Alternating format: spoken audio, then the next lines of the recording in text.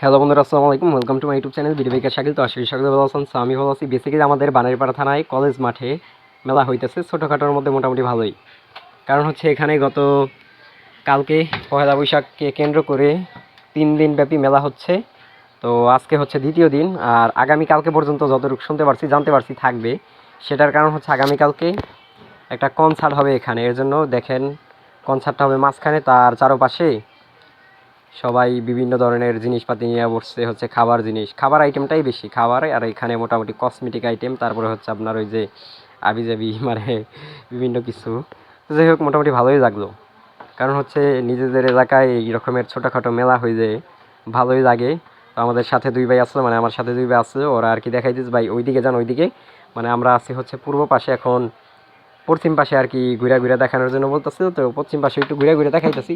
তো মেলার মধ্যে যেটা দেখলাম সেটা হচ্ছে ভাই একটা হাস্যকর বিষয় হচ্ছে, হাস্যকর বলতে মেয়েরা আর কি, মেলার দোকানদারের মধ্যে অনেক দোকানদারই মেলার মধ্যে মেয়েরা, এই মেয়েরা এই ক্ষেত্রে দেখলাম মেলার আশপাশে মানে এত পরিমাণ পোলা পানাইসা বইসা আছে, কি বলবো ভাই।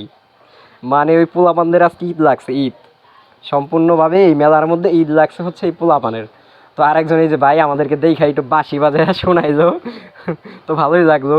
তো যাই হোক, মোটামুটির মধ্যে যদি আশপাশের যারা আছেন তারা একটু ঘুরে যাইতে পারেন বানারীপাড়ার মধ্যে, তাহলে দেখতে পারবেন যে ভালোই মেলাটা হচ্ছে। তো আবার দেখাই দিল ভাই এখানে ওই যে মধু মধু মধু মধু, ওই যে মধু কয়েকদিন আগে ভাইরাল হয়েছে সেই মধু। তো যাই হোক, সকালে ভালো থাকবেন, সুস্থ থাকবেন। আসসালামু আলাইকুম।